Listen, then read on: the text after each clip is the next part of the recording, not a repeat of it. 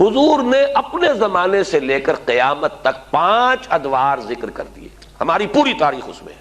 مسند احمد ابن حنبل کی روایت ہے رحمہ اللہ، اور راوی ہے حضرت نعمان ابن بشیر رضی اللہ تعالی عنہ، تکون النبوۃ فیکم ما شاء اللہ ان تکون، مسلمانوں تمہارے مابین نبوت رہے گی جب تک اللہ چاہے کہ رہے، یعنی میں بنفس نفیس موجود رہوں گا تمہارے مابین جب تک اللہ چاہے گا۔ اس کے بعد انک میت و انہم لمیتون، اے نبی آپ کو بھی موت آئے گی اور ان کو بھی آئے گی، انتقال تو ہونا ہے۔ فرمایا ثم یرفع اللہ اذا شاء یرفعها، پھر اللہ جب چاہے گا اس نبوت کو اٹھا لے گا، یعنی میرا انتقال ہو جائے گا، وصال ہو جائے گا صلی اللہ علیہ وسلم، وفداہ آباؤنا و امہاتنا۔ پھر دوسرا دور آپ نے فرمایا ثم تکون خلافتا علی منہاج النبوۃ، پھر دور ہوگا خلافت کا جو نبوت کے نقش قدم پر ہوگی۔ یہ الفاظ بڑے اہم ہیں، عام طور پر ہمارے ہاں جو لفظ زیادہ معروف ہے اور بول چال میں زیادہ آتا ہے وہ خلافت راشدہ آتا ہے۔ اسے اچھی طرح نوٹ کر لیجئے، یہ اصطلاح حدیث میں نہیں آئی ہے، خلفائے راشدین کا لفظ آیا ہے، علیکم بسنتی و سنت الخلفاء الراشدین المہدیین، اے مسلمانوں تم پر لازم ہے کہ میری سنت کا اتباع کرو اور میرے خلفائے راشدین المہدیین کی سنت کا اتباع کرو، لازم ہے تم پر۔ لیکن خلافت کے ساتھ جو صفت آئی ہے وہ یہاں نوٹ کیجئے، یہ عام نہیں ہے، اس کو اب ہم عام کر رہے ہیں اپنی مطبوعات کے ذریعے سے۔ خلافت علی منہاج النبوہ، منہاج منہج راستہ طریقہ، بعین ہی نبوت کے نقش قدم پر خلافت۔ یہ بعین ہی کا لفظ اس قدر زور دے کر میں نے کیوں ادا کیا ہے اس کو سمجھ لیجئے۔ خلافت راشدہ میں وہ نظام جو محمد عربی صلی اللہ علیہ وسلم نے بنفس نفیس قائم کیا، بعین ہی بتمام ہی بکمال ہی جو کا تو قائم رہا ہے۔ اس میں ایک مثال آپ کو دے دیتا ہوں کہ جب حضرت ابو بکر رضی اللہ تعالیٰ عنہ کے عہد خلافت میں مانعین زکوٰۃ کا فتنہ اٹھا،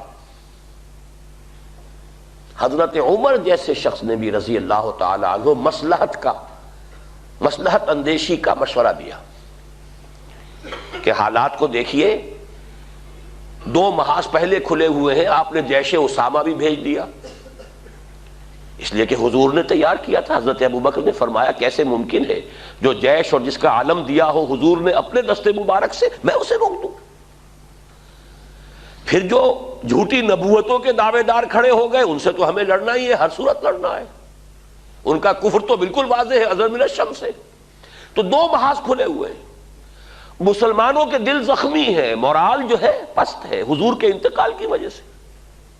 اب تیسرا محاذ نہ کھولیے، رعایت کیجئے، انہوں نے اسلام کا انکار نہیں کیا، کسی جھوٹی نبوت کا اقرار نہیں کیا، نماز کو بھی مان رہے ہیں، زکوٰۃ میں بھی یہ نہیں کہہ رہے کہ زکوٰۃ نہیں دیں گے، صرف یہ کہہ رہے ہیں کہ ہم حکومت کو نہیں دیں گے، اپنے طور پر دیں گے، خرچ کریں گے۔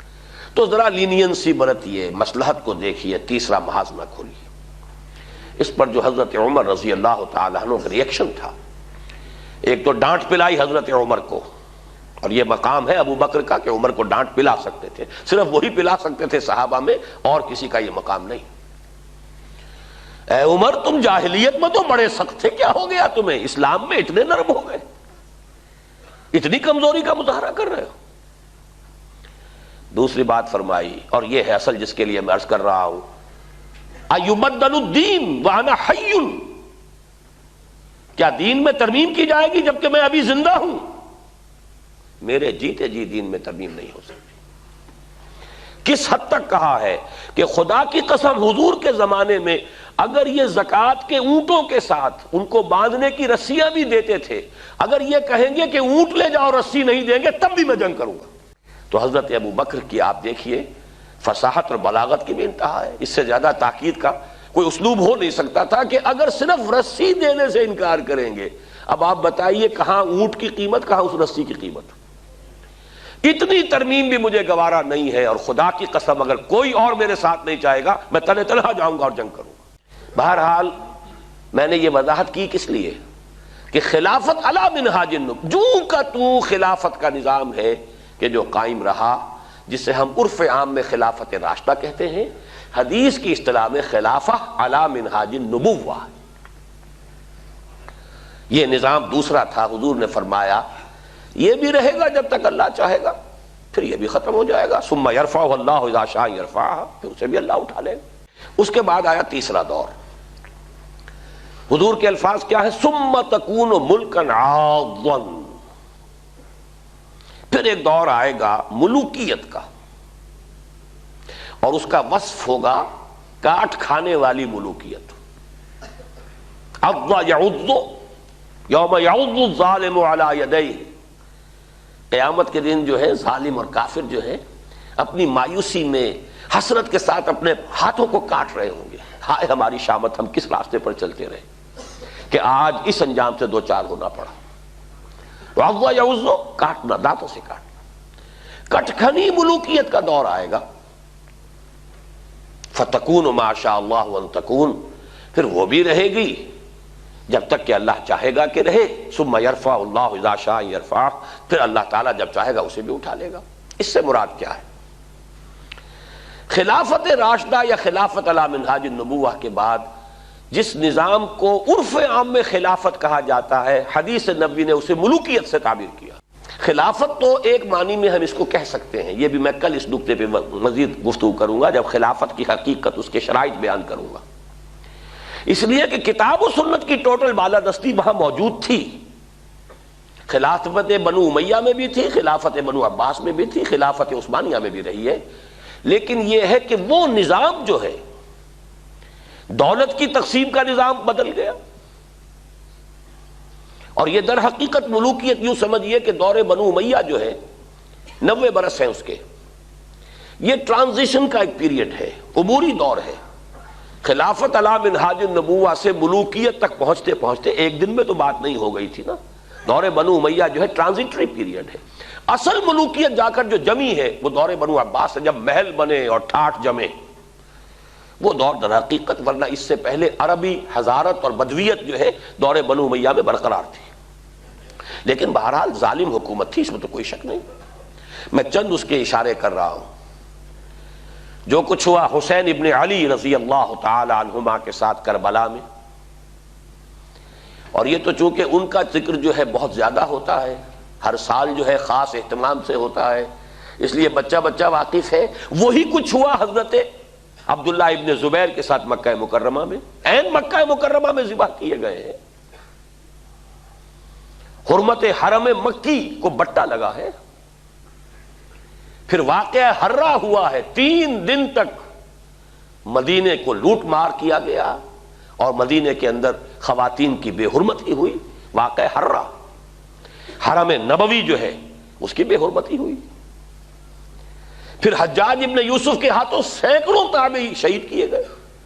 تو تاریخ کے حقائق ہیں، اور میرے لیے اس سے بھی کہیں زیادہ دردناک اور تاریخ کے اعتبار سے کہیں زیادہ فیصلہ کن ظلم جو تھا، محمد ابن قاسم کو بلا کر شہید کر دیا۔ وہ نوجوان، ٹین ایجر نوجوان جو آیا تھا، فاتح تھا، اور اتنا نیک، اتنا پارسا، ہندوؤں نے اپنے ذہن کے مطابق اسے اوتار کا درجہ دیا۔ وہ تو اپنے ذہن سے سوچیں گے نا، مورتیاں بنا کر مندروں میں رکھ دی گئیں جن کو پوجا جا رہا تھا۔ ایسا نیک، اتنا صالح، اتنا پارسا، ایسا متقی، ایسا عادل حکمران، اگر کہیں انہیں موقع مل گیا ہوتا تو اسی وقت ہندوستان پورا فتح ہو جاتا۔ لیکن ملوکیت کو سب سے بڑا خطرہ لاحق ہو جاتا ہے اگر کوئی شخص اتنا پاپولر ہو گیا تو ہمیں خطرہ ہے، ہمارے اقتدار کو خطرہ ہے۔ وہاں تو سوچنے کا انداز یہ ہوگا کیا جرم تھا محمد ابن قاسم کا، تاریخ خاموش ہے، بے گناہ بلایا گیا، شہید کر دیا۔ یہی ہوا بعینہ ہی موسیٰ ابن نصیر کے ساتھ رحمت اللہ علیہ، جس نے کہ شمالی افریقہ کا اکثر و بیشتر حصہ فتح کیا تھا، اور اس کے ایک ادنا کمانڈر تھے طارق ابن زیاد، طارق جو بر کنارہ اندلس سفینہ سوخت، جس نے پورا جو ہے آئیبیرین پیننسولا فتح کیا ہے۔ موسیٰ ابن نصیر کو بھی بلا کر جان بخشی کر دی گئی، بوڑھے تھے بہت، ورنہ یہ کہ اتنا ذلیل کیا گیا ہے، تیز دھوپ میں کھڑا رکھا گیا ہے، بے ہوش ہو کر نیچے گرے۔ خطرہ دونوں سے ایک ہی بات کا تھا کہ ہماری بادشاہت کو ان افراد کی یہ پاپولیرٹی جو ہے اس سے خطرہ لاحق ہو گیا۔ یہ ہے وہ، ابھی تو یہ دور میں ابھی بنو امیہ کی بات کر رہا ہوں ساری، پھر جو بھی ٹھاٹھ جمے ہیں اور جو عیش ہوئے ہیں، اور کوہ قاف کا سارا نسوانی حسن جو ہے جو بغداد کے محلوں میں آیا ہے، پھر رقص و سرود جو بھی ہوا ہے، سب کچھ سب کو معلوم ہے۔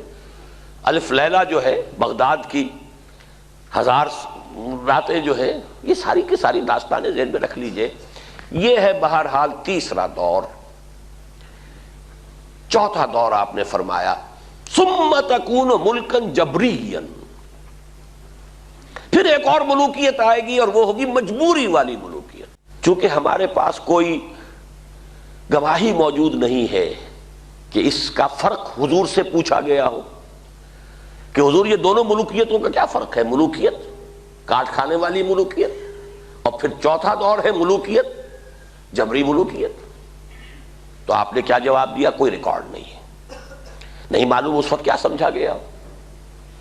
آج ہمارے سامنے روز روشن کی طرح واضح کہ اس سے مراد کیا ہے۔ پہلا ملوکیت کا دور وہ تھا کہ ملوک مسلمان تو تھے، کلمہ گو تو تھے، پھر ملوکیت جو آئی ہے ہم پر وہ غیر مسلموں کی حاکمیت اور غلامی، western imperialism, European powers, colonial powers, برطانیہ کے غلام، فرانس کے غلام، اٹلی کے غلام، ولندیزیوں کے غلام، یہ غلامی، یہ چوتھا دور ہے جس کی کہ حدیث میں خبر دی گئی۔ یہاں میں اس وقت صرف اشارہ کر رہا ہوں، تفصیل سے آج ہی بعد میں عرض کروں گا۔ یہ چوتھا دور ابھی ختم نہیں ہوا، ایک اعتبار سے ختم ہوا ہے، ایک اعتبار سے جاری ہے۔ ختم اس اعتبار سے ہوا ہے کہ ڈائریکٹ رول، براہ راست غلامی ختم ہو گئی، تماشا دکھا کر مداری گیا، انگریز اور اس کے فوجی گئے، فرانسیسی گئے، ولندیزی گئے، اطالوی گئے، سب گئے، ڈائریکٹ رول ختم، اس اعتبار سے ختم ہوا۔ لیکن انڈائریکٹ رول برقرار ہے، رول بائی پراکسی یا ریموٹ کنٹرول، سب ان کے شکنجے میں، ہماری معیشت ان کے شکنجے میں، ہمارے وسائل ان کے قبضے میں،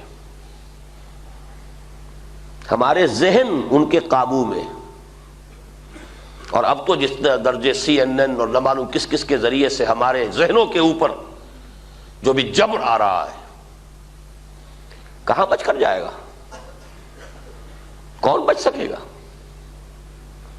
پھر یہ کہ اس سے پہلے ابھی ہم تہذیبی انداز میں غلام، علم میں بھکاری، ٹیکنالوجی میں بھکاری، ان کے دست نگر۔ تو در حقیقت یہ چوتھا دور جزوی طور پر ختم ہوا ہے، لیکن در حقیقت معنوی اعتبار سے ابھی اس کا تسلسل جاری ہے۔ میں نے اکثر جگہوں پر اس کو کراچی کے حوالے سے بیان کیا۔ کراچی میں لانڈھی، کورنگی، شاید یہی معاملہ ہوگا، اور جو یہ نیو کراچی وغیرہ میں بھی جو بس سٹاپس آتے ہیں، 3 نمبر، پھر 3.5 نمبر، پھر 4 نمبر، پھر 4.5 نمبر، پھر 5 نمبر، تو ہم 4.5 نمبر پر کھڑے ہیں اس وقت۔ چوتھا دور ایک درجے میں ختم ہوا ہے، ایک درجے میں ابھی باقی ہے، اس پر میں بعد میں عرض کروں گا۔ اور ابھی جو اس کا آدھا حصہ باقی ہے وہ پہلے سے کہیں زیادہ تلخ ہے، اس کے شدائد اور مصائب پہلے سے کہیں بڑھ کر ہوں گے، لیکن وہ میری گفتگو میں بعد میں آئے گی بات۔ اب آئے ہم آخری دور پر، حضور نے فرمایا بہرحال اس کو بھی ختم ہونا ہے۔ ثم یرفعہ اللہ اذا شاء یرفع، پھر اس دور کو بھی اللہ اٹھا لے گا جب چاہے گا کہ اٹھا لے۔ ثم تکون خلافۃ علی منہاج النبوہ، پھر دور آئے گا خلافت علی منہاج النبوہ کا۔ یہ ہے وہ نوید جاں فضا، یہ ہے وہ خوشخبری، موجودہ مایوس کن حالات میں تقریباً ناقابل یقین حالات کے اعتبار سے، فیکٹس آن دی گراؤنڈز کے اعتبار سے تو بالکل کہیں اس کے سان گمان نہیں، آس پاس کا کوئی امکان نہیں، لیکن واقعہ یہ ہے کہ یہ محمد الرسول اللہ صلی اللہ علیہ وسلم کا فرمان ہے، ثم تکون خلافۃ علی منہاج النبوہ، پھر خلافت علی منہاج النبوہ کا دور آئے گا۔ اس کے بعد راوی فرماتے ہیں حضرت نعمان بن بشیر، ثم سکت رسول اللہ صلی اللہ علیہ وسلم، یہ فرما کر حضور خاموش ہو گئے۔ خاموش کیوں ہو گئے؟ کہ اس کے بعد دنیا